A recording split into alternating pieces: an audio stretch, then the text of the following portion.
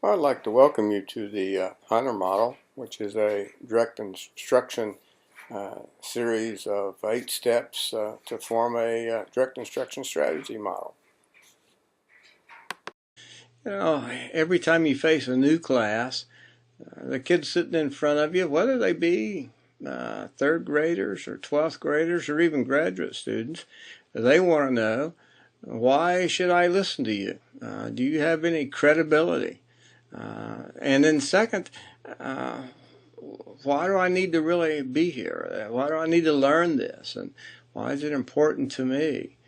Major questions that kids want answered as they meet you in the first 10 days. And then as you prove yourself and as you build that trust with them, they want to find out, do you really mean what you say? And I think as you raise your own kids, I think that is also an important question. They answer real early. But do you have any authority, and can you be trusted? So we're going to show you how this model might help you answer, especially the first two questions, as we go through those 8 steps. Well, the model is not new. The model was developed a number of decades ago, and it kind of helped answer this question. Jensen, in Super Teaching, great little book published in 1995, he said that research has verified that an easy way to remember something is to make it new and to make it different. Your students need to be able to remember much more, or may be able to remember much more, if you provide more novelty and more beginnings and ends, short times of learning instead of long ones. And a lot of times the more novel and vivid you are, the longer it sticks in one child's memory. And we're going to try to illustrate that for you, 2 ways that you can do that as you structure lessons. Well, this model is not to be used every day, all the time. It is one of the models that you put into your bag of instructional tricks. In Southeast Kansas, we have several school districts that evaluate you by those 8 stages. Some more exact about it being implemented than others, but it is in the Midwest a very popular model. It was never intended to be used as evaluation, but it is a method of teaching stuff. And here, I think, as you follow these 8 stages, you see that you can convince your kids that you know your stuff, and if you know who you're stuffing, you're stuffed them eloquently. So thought that's a pretty cute little quote I might share with you. But Madeline Hunter was a professor at UCLA a number of years ago, and in 1974 she published a book, Enhancing Teaching, and never dreamed that it would become such a popular model throughout the United States, and never intended for it to be used as evaluation. In fact, even wrote about that in her book, but it has been. And so it's a model, though, as you see it unfold, you'll find that it does make sense, that we can see it as a viable model to teach the lower level cognitive levels of knowledge. It has 4 phases: a readiness phase, then moving into presentation of information, and students participating with it, and then a closure. And so let's look at these 8 stages one at a time specifically. And the first one is the ASET, the readiness stage. And instead of starting your class saying, okay, everybody turn to page 87, let's get going, we start with class. We start with some professionalism, and oftentimes it would be called an ASET. Some lesson plans will term it introduction. But before you begin any lesson, it's wise to sort of get kids' attention, get their focus, because they come in with different baggage that's happened over the day or the evening or yesterday. They have different thoughts going through their heads, and so to focus those kids and redirect is quite important, Hunter claimed.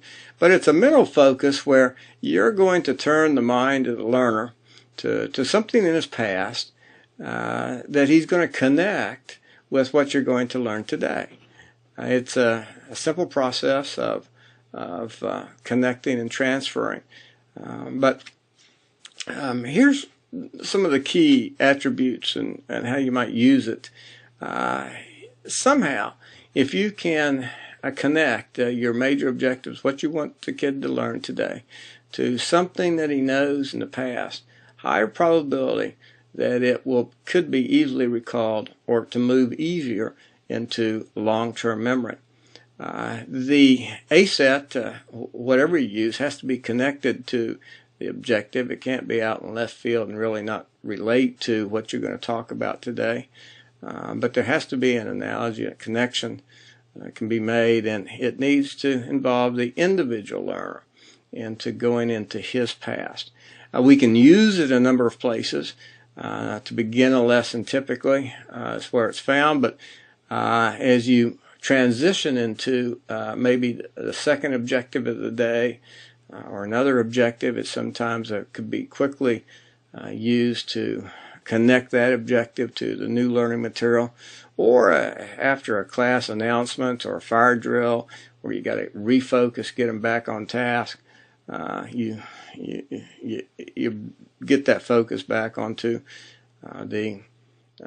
what you're going to teach. But the primary method of whatever you use is to hook them, to get their attention, and connect in an engaging, fun activity, something that they're going to transfer what they're going to learn to what they already know. For example, some of the forms it takes, if we were going to use this lesson, I want you to think back to one of your favorite teachers, somebody that you respected, that you learned a lot from, and I want you to sort of close your eyes and to go back to that day where you sat in that class.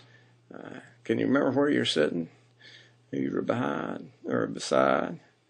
Well, as you go back to that time, what was that teacher doing?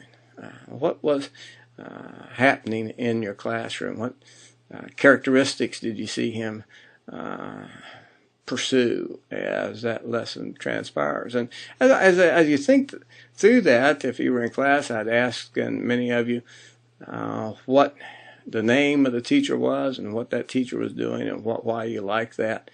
And then from those sharing of that person's story, we would connect it to the lesson. Well, let's talk then about effective teaching. See if that person that you described actually has some of the characteristics of the Hunter model. And so I'm going to get you to hook what we're going to talk about today to one of your favorite teachers. Or I could have you draw something. What do you think the graphic organizer would look like for the Madeline Hunter model? You know what it looks like. What would be a good teaching model, and how would it be graphically designed? Or if we were talking about teaching, I might ask you to draw a math teacher. What would he look like? And many times, and one time I did this and actually had, and here's what is going to happen almost for all of you. He's going to be a male, and the male is going to have glasses. The male will have a pocket protector with pens and pencils there in it. He'll be, if you draw him in a classroom, working at a class chalkboard, working math problems, and getting you to participate as you learn at the board. Typical, and then we could talk about, well, let's talk about what effective math teachers do. And so I'm going to connect that to what you drew to what we're going to talk about today. Or I could have you read a passage and then ask you to interpret it, give you a scenario of an effective teacher to read in a small paragraph, or a maxim like, stimulate amazement, for all knowledge begins with wonder. And if we gave you that to read, we could intro then and brainstorm what it might be and define as good teaching. I used to had a PE teacher that liked those ASETs so much that each day that his kids came into the gym, he had posted over the gym door and then inside the gym where the kids got dressed a maxim, maybe from Woody Hayes or something that would talk about winning with grace or losing with grace, and how to compete. But there, then he would bring them after they got dressed, up and have them sit down, and they would have a 5-minute discussion on what that meant, how it relates to competition, to PE, and what he was going to do today, and watch for them as they went through the day's activities.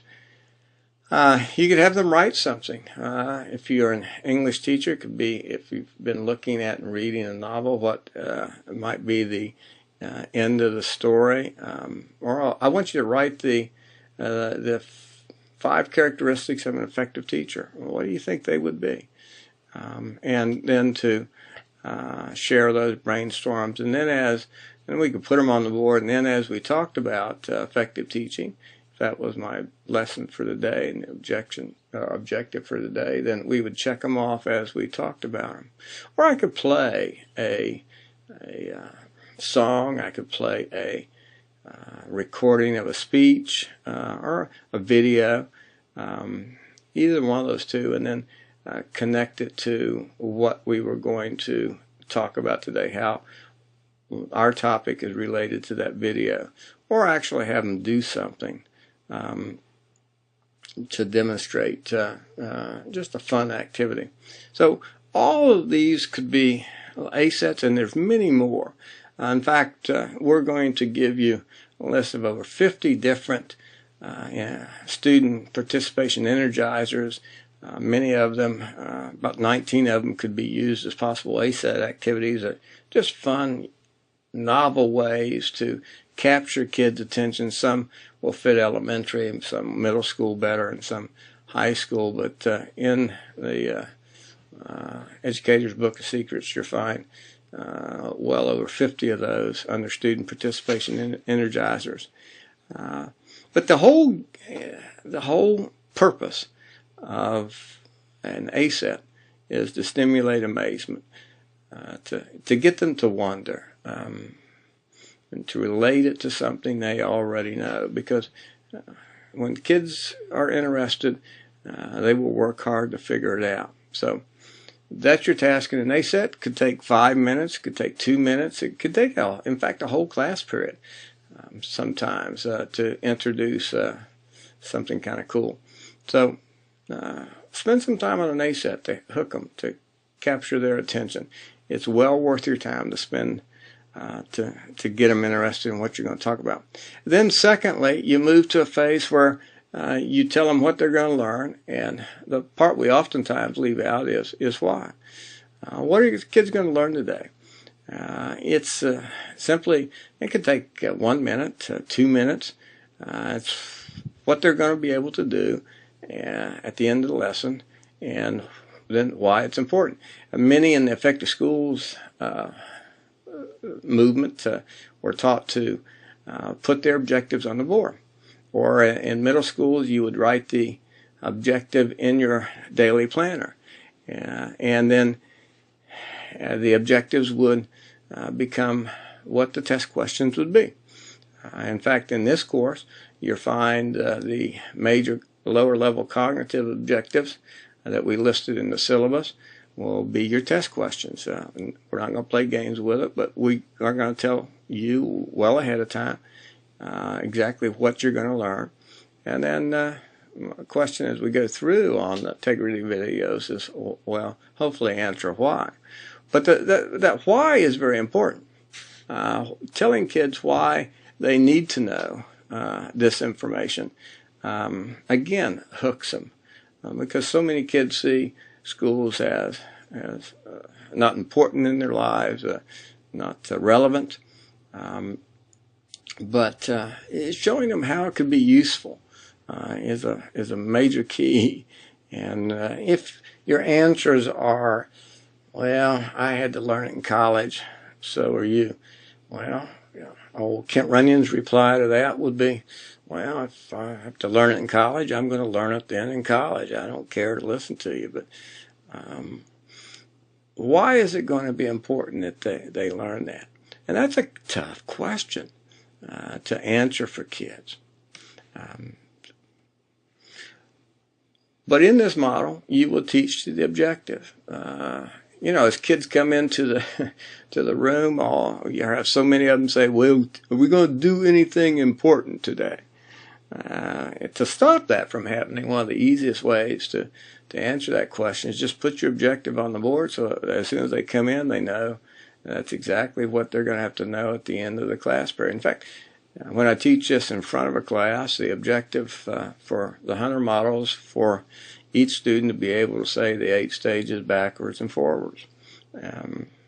Can't really do that here on an online class, but we will teach to the objective. Because a lot of times, teachers, if you try to wing it, if you aim at nothing, you oftentimes get nothing. So start with the objective and tell kids what they're going to learn and then why. And then the third stage, now again, what's the first stage? Anticipatory set. Second one is objective and purpose. And then now the instructional input. And here's where you simply teach. It's the new information that's being taught. It's the process of teaching either the knowledge or developing the skill or working on an attitude, the cognitive, psychomotor, and affective objectives. So some attributes that I think Hunter points out, and many others, research show do make a difference in teaching.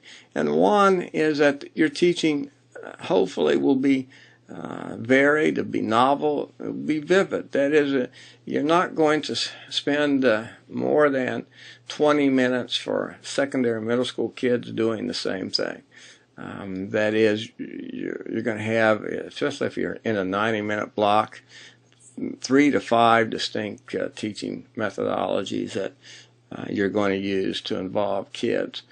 And the younger the child, the shorter the teaching strategy has to be. But the more novel you can make it, the more vivid it becomes. If you've ever seen a deer hit or a dog run over or something that is very out of the ordinary, it is something that kind of is seared into your memory.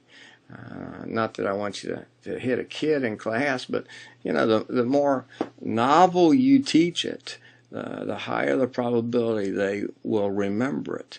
And if you look at that learning pyramid here over on the right, as if we just talk to them, typically they have a retention rate of about 5%. If you then also lecture with them and have them read, it's 10%. If you actually show them in a PowerPoint or a visual movie, you're up to about 20%. When you model it, when you demonstrate it, and they get to actually see it, some claim you're up to 30. When you have them interplay with it in the upper level of Bloom's taxonomy, to analyze, to synthesize, to play with that information, you're going to remember about half of it. And then if you actually have them learn by doing, you're up to 75%. And then if you actually teach others, it is really where you learn your material. But in TGT and some of these other cooperative learning models, sometimes in Jigsaw, that it's an excellent way to get high-term retention. But kids learn by doing, and that's always been a key. But here's one that you might think about. But Hunter also talked about an optimal stress level. And when I first came here, there was a coach, Larry Garman, that coached at one of the local high schools. And when I first moved here, and I was a long-time coach, but I would watch him with kids, and One kid would mess up in a game, and he would just go out on that field and just chew him upside one side the other and walk him back and sit him down. My wife said, "Geez, that's not right." And then another kid mess up just as badly, but he'd come out, put his arm around him, and walk him to the bench and explain what went on. And she said, "Boy, is he playing favorites." But what does Larry Garman know that my wife didn't know about performance and competition? And it actually applies to learning too. That for each kid, excuse me, as stress increases, so does a level of performance. That is, when there is very little stress on a student, they usually don't do their best work. You ever had a college professor that wasn't very stringent, didn't put much pressure on you to do much? You kind of blew them off. It might not be where you learn the optimum amount of stress, but as you had to work hard to learn material and spend some hours, you probably did better up to a certain point. And then each individual athlete and student has their own breaking point, and up there, a teacher and a coach learns where that breaking point is. And if you go over that and make it too stressful, then performance tends to go down. So what Larry Garman knew about each kid is where that stress level was. I know for my two boys that they both played basketball at Pittsburgh High. One of them, you pretty well had to get on him, to get in his face. The more you got him irritated, the better he played. The other one was the exact opposite. You yell at that kid, and he's going to shut down for you. So Larry Garman knew. So do great teachers. They know after a while where that stress level is to get kids to perform, and to treat all kids the same sometimes. You've got to treat them a little differently when it comes to stress. And hard one to master, hard idea to master. But as you teach, I think some great maxims here. It's a great writing maxim, too, if you're going to write a great paragraph. And you're going to teach in a simple way, give a good speech. So even taught it in speech writing. You tell them what you're going to tell them, and then you tell them, and then you tell them what you told them. That is, you have an intro, you have a body, and your conclusion. You tell them 3 times. Higher probability that it's going to sink in.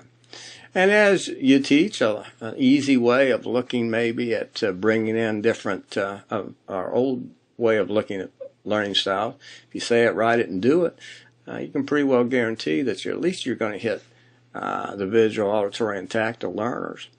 If you aim to excite active over passive learning, even though in direct instruction models you're at times passive, the more you can make it active, higher probability of long-term retention. Love this little maxim: if you tell me, I forget; if you show me, I remember; and if you involve me, I understand. Really has stood the test of time and makes sense, and this model illustrates that. And in ending, kids really do learn the things they experience. Where are you going to learn to be a great teacher? It's not going to be listening to this video or to read any book. It will be actually by practicing that experience. And a lot of times you learn your lessons and you get better. So you have a set where you capture them, you tell them what you're going to learn and why they need to learn it, how it's going to benefit them, and then you teach it. Well, it's not really time to give them homework yet, as many teachers do. Then you move to modeling. That is, you're going to show students what they're going to do, what knowledge, what skill, what attitude you want demonstrated or done. So if I need to model this learning at the end of this class, you're going to be able to say A set, objective and purpose, instruction, modeling, checking for understanding, guided practice, independent practice, and closure. And then you're going to be able to say closure, independent practice, guided practice, check for understanding, modeling, instructional input, objective and purpose, and a set. Well, you tell them.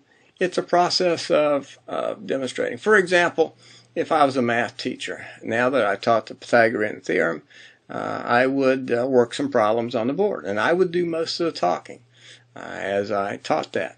If you were an art teacher, you were going to have kids make some paper flowers, you would show them not one paper flower, but you'd show several, because if you just show first graders maybe one flower, all those flowers are going to be just like that. But older the child, the more maybe diversity you don't need. But if I was a biology teacher and we're going to dissect a frog, we'd show you what that dissection would look like at the end. If I was an English teacher or a history teacher and I had a certain amount of information, I would review exactly the key points. For example, what 5 causes of the Civil War, I would go over those 5 causes of the Civil War, showing them how they're going to answer. If I was a PE teacher and I was teaching how to shoot a proper free throw, I would model it for them, showing them how to keep the elbow, flip the wrist, and the like. And if I had lost that skill and couldn't do it myself, I would have a student do it that could actually show them, or a video. If I am dealing with an attitude, in the affective domain, I would show what it sounds like, what it looks like, through different role-playing or examples. But I'm going to demonstrate that skill, that attitude, that knowledge for kids so they know what it sounds and looks like. Hopefully the model is correct. These are important that if you're going to do a proof theorem, that you do that proof theorem and work it all the way to the end and then get it corrected. Hopefully you'll do several models. Many times as you do the model, you can scan the classroom and see by the nonverbal communication if your kids are getting it. But this is where you do the talking. You do the modeling. So that next phase is modeling right after you've taught it. But then we're not ready to, let's talk about modeling one more time. Because I think it also relates to great parenting and teaching, not just direct instruction. What kind of role model will you be as a teacher? We're going to skip this little video, but look at yourself and see if you're the type of role model that in 20 years from now you would want that kid to be like. The next, after you model, before you put them on guided practice, you want to check to see if they really did learn it. Kids can sit there and fool you as if they're actually listening to you. They have some trained body language that looks like they're listening, but sometimes it's going in one ear and out the other. But this is going to be a process of checking to see if kids have really gotten the essential knowledge or the basic skills or the attitude, understand the attitude. And so this is where you're going to if you're a math teacher, not work the problem at the board, but you're going to have kids maybe walk you through it as you do another theorem. You don't do any of it. You just call on kids to help you go through it. Or you'd send a number to the board, or using blank slates you could check. But it is where you will ascertain if 80% of the kids know at least 80% of the material. And if they don't seem to know that, then you go back and reteach. If you're giving directions, after you've given the directions, it's great to use a check for understanding to see if they actually got it. That is, if if you're a first grade teacher, you give kids, you understand, one direction at a time. As you move up the level, sometimes if you're up at high school, you can give them 3 at a time, but that's stretching it. But there you would check to see, well, okay, what are the 3 steps that we're going to do here in the next 10 minutes? And you actually ask the kid what they're going to do. But oftentimes we will think that we're checking for understanding by asking the question, are there any questions? Well, you think you did a great job when there are no questions, but actually what kid wants to extend the session by asking questions? So you might check just possibly, let's give you just a couple of examples. If you're a foreign language teacher, you could do the units and response, or any sort of teacher. For example, I could ask my class if I was teaching this lesson, all right, let's go over the 8 stages of the Hunter model. Well, the first one is, second one is, third stage is. Probably by the time they got checked for understanding, they'd know, but when they got to guided practice, might stumble because we really haven't taught it well. But units and response, you can tell by how quick, by how many participate. And one of the keys here, you almost count it down. That is, you're on the count of 3, and you teach them to do it all one at a time so that they all participate. If somebody does not participate, you do it over again, because we want you to say what you mean and mean what you say. So if you ask them all to participate, they do. And if one doesn't, okay, let's do it again. Bobby, make sure you participate this time. And you teach them first 10 days, you mean what you say.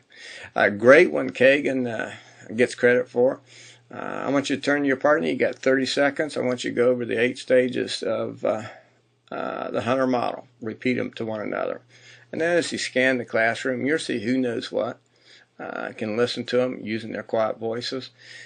And you, again, one of the key principles is you put them on a clock. You never just say, okay, turn your partner and discuss it. Give them a time limit, a brief and concise time limit, and then count it down. You know, okay, you got 10 seconds, finish up. And it works. Whenever I do a staff development, I'll oftentimes have, what questions do you want answered during this session about the Hunter model? And have them write it down. Oftentimes we'll kind of put them on the chalkboard and make sure by the end of the session I've answered all those. But what questions would you have right now about any of the things that we learned? This works great for history or some of the material that would be rather broad. Think, pair, share. You're going to learn about Kagan strategies, numbered heads, the round robin, find the fib, all of these, finger signals. I love these individual chalkboards. Well, they're not chalkboards anymore, they're dry erase boards, but you have a small little board. Some even have handles where you can hold them up, and kids would each get a dry erase pen. And you could, if you're a math teacher, give them a problem and they have 30 seconds to get it worked. On the count of 3, all hold them up. And again, you count it down so that all kids hold their answers up. It's like having a pop quiz where kids will show you their work. We have clickers now that do the same thing that you read about in the book. But great ways to check to see if 80% of the kids know all the material. You could ask a whole class question. You have them raise their hands. And as the hands go up, you might wait until almost all of them are up. If you don't know the answer, let's find it. Okay, Bobby, you know yet? Get that hand raised. I got 7 hands. Got 9 hands now. Okay, we're up to 14. Keep going until you get all those hands up, and then you call on somebody. But a number of different ways. And again, we're going to show you even more in those energizers in the book and in another session.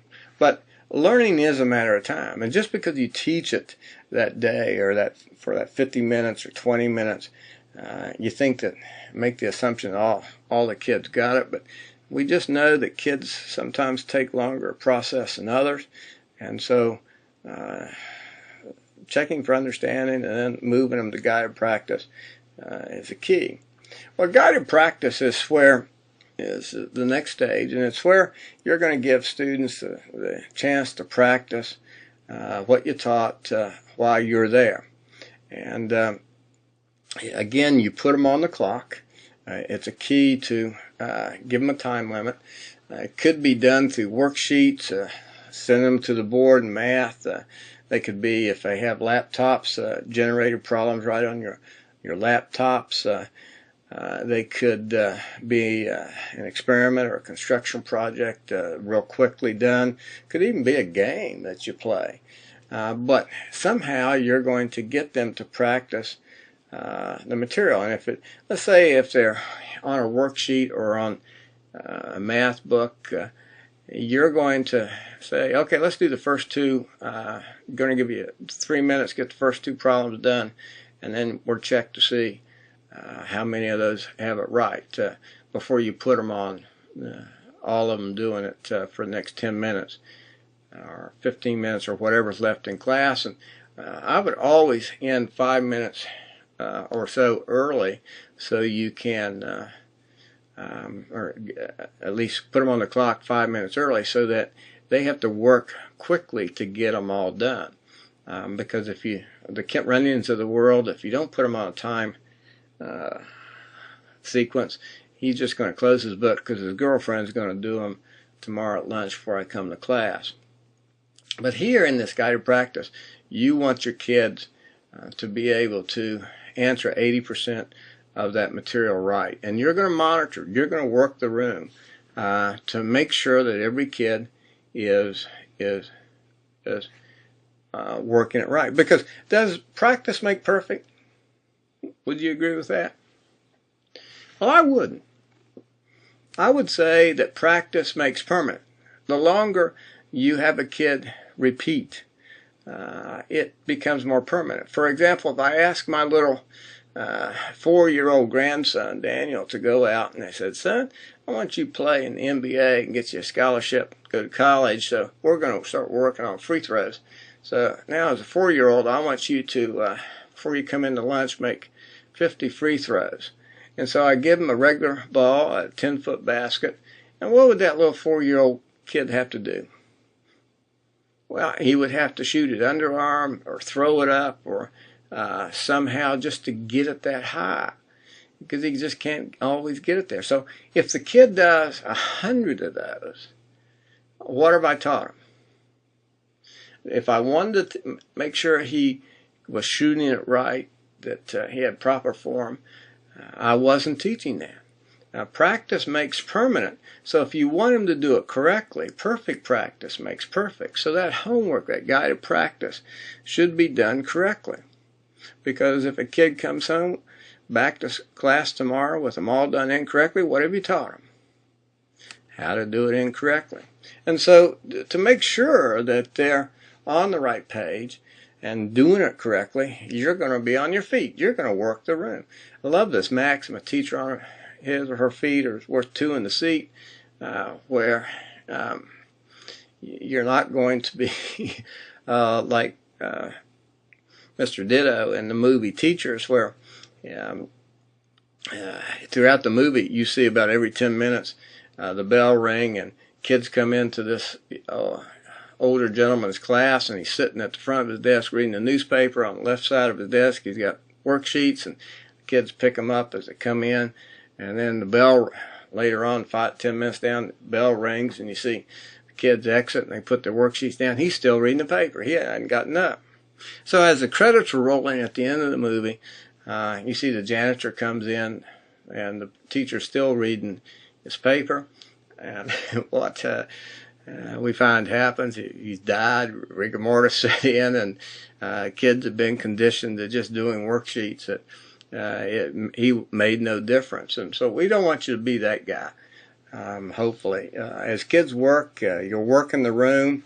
and you work the parameters of the room. There's a science to developing those eyes in the back of your head, because that's a survival skill, where you're going to look up and around that classroom every 10 to 15 seconds. You're going to know what every one of your kids is doing, and you can do it by sound, you can do it by glance, but you're going to scan that classroom. So you're going to work that room, and you begin with the parameters of the room and work around so that you have your back to the least amount of students. And I wouldn't spend any great amount of time with any one student. You check to see if he's doing it right. If he's not, you might even have a peer help him work the problem. But you don't want to stay with one kid for 10 minutes, neglecting the others. You move rapidly throughout the room as you interact. And if you've told your kids, and this is oftentimes you have to decide if this is exactly what you really want. If you say, I don't want any talking, you got 10 minutes to get your problems done, no talking. And then you start working the room. Well, what's the first thing you're going to do when you get to a kid that has a problem? You're going to start talking. And then the kid starts talking. Once you start talking, kids say, well, you didn't say what you meant what you said, so they will too. If you don't want to work in the room, you might teach them that your noise level will be at a certain point. But I think you set yourself up for failure when you say, I want no talking. But keep looking around the room, and you work quickly as you move from kid to kid to check to see if they're getting it right. Once you know that 80% of your kids are getting 80% of the problems right, you put them on independent practice, so that perfect practice makes permanent, and you want that homework to be done correctly. Now, it is somewhat controversial on homework, the amount you give, but the goal of any homework is mastery of the material. It's not to introduce new material. It's to master it, to move it from short-term to long-term memory. So it's really not designed for new material. I wouldn't use homework as punishment. I was telling you, okay, kids, if you keep talking, I'm going to give you 20 problems to do. All right? You got 20 problems to do. Because if you use it as punishment, and it works, I'll guarantee you it works. Kids get mad at those guys who are talking. But if you continue to use that as a discipline method, what do you teach kids? That homework is punishment. I would always write the assignment on the board so kids don't keep asking, well, what numbers, what do we got to do? I would have it written or on the projector, exactly, especially if the directions are more than 2 or 3, but write it on the board. Or if it's a lab experience or something a little bit more complicated, you might have it written out and given to them, especially the rubric that you're going to use if it's a project-based type of learning experience. You tell them what they're going to be graded on and why. I would always have some sort of feedback. It doesn't always have to be you grading the homework, but you're going to work with that as they come back the next day somehow, some way, so that they know what they did right and what they need to correct. But hopefully your goal is that at least 90% of it is done the right way. As far as the amount, again, we have variations of research reports on this, but typically we find most saying that from kindergarten to 3rd grade, very seldom do we assign homework, because oftentimes the homework will be done by the parent. And if you want parent interaction, we have a lot of cool ways to get that done through backpacks that go home for a week and the like. But again, some kids that don't have the caregivers that have the involvement they need sometimes to get it done,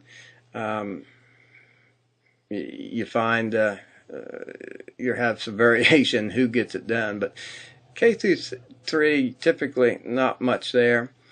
But after about the 4th grade, we tend to find the research telling us 20 minutes or less for each subject would be optimal. Because if you go past that, much of the studies will tell us that you reach the point of diminishing returns, and it's not really helping that much. But we do know that in homework it's the frequency that counts.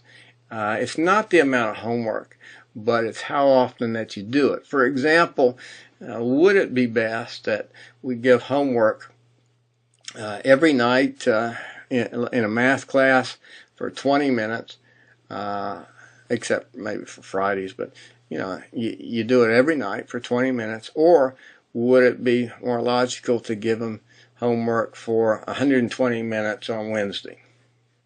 Logically, as you want to build that spiral curriculum in math, it's the frequency, not the amount, that will really make the difference. So typically you keep it short, concise, and you make sure that you do something with it as they come back.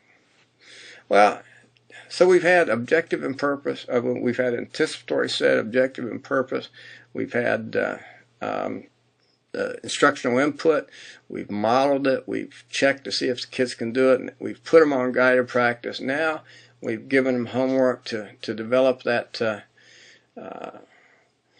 moving from short-term to long-term memory. And now let's bring it to closure. Let's summarize it. Let's wrap up. Just as you started with class, you want to end with class. And so you close your lesson with to ultimately find out the answer to what did we learn today. And a whole host of ways that you can do that. But let's say in an elementary school, at the end of the day, when the kids get in the car or when they get home after the bus ride or at dinner time, the parents, caregiver will ask the child what? What'd you learn today? And there's almost a universal response among all kids, and that is nothing. Well, if you ended that day with, okay, what did we learn today? And you might, as one of the closure activities does, you go around the room and you ask a kid to share one thing they've learned today. That's a simple closure activity. You find and they can't say the same thing after the other. You're going to find maybe what you taught they really didn't learn, but a lot of peripheral information. Or maybe they didn't hear exactly what you thought you were saying. So it gives you a chance to clarify before they get out that door to find out what made a difference. But somehow you wrap it up, and it signals the end of that lesson. It helps clarify the points. It goes directly back to the objectives. It shows that kids can successfully interact with that material. Gives you an idea that your lesson objective was met or not met. But the key criteria are it involves them giving you feedback, and it goes directly towards that objective. And it should answer the question, did you teach what you intended to teach, and did the students learn what you intended for them to learn? And if they did, then maybe if you have a formal assessment or quiz or test, or you're really ready for it. A number of different also closure activities that are more fun, and a lot of times you might think these are elementary endeavors, but they work very well just with high school kids, even graduate students we've done a number of these things with. And again, they're on the Energizer page in the textbook. So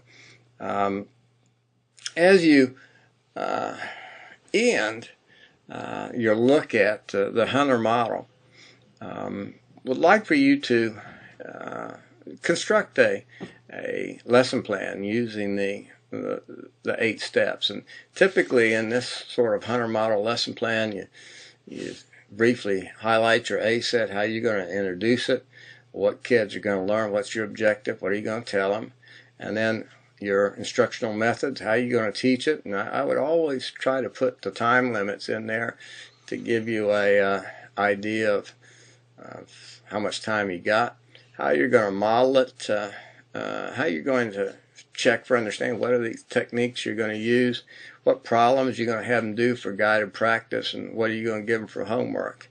And always we want to know a lot of times what materials and resources you're going to need, or how you're going to evaluate at the end that they met those objectives. But I think if you played around with that, it might help you implement it. If you are a beginning teacher, and especially if you're global, one of the neat things that some of the Kansas City Teaching Fellows did that worked for them, they kind of put these 8 stages in a list in the back of the room where they could see it as they taught, and kind of reminded them to, bring it to closure, do an A set, did a check for understanding, so that they kind of, if they were teaching some cognitive level types of material, they followed that, especially as they winged it. So, and your mind will get trained a lot of times to do it if you're a fan of the Hunter model. So, I challenge you to make the model something that you could use. Love for you to get more familiar with those student energizers, those fun activities, to bring it alive, to be novel, vivid, and more exciting, to help you begin or end class or check for understanding, so that it brings your class alive. So look those over. A lot of fun there. Well, now it's your turn. Give the model a try. See if it works for you.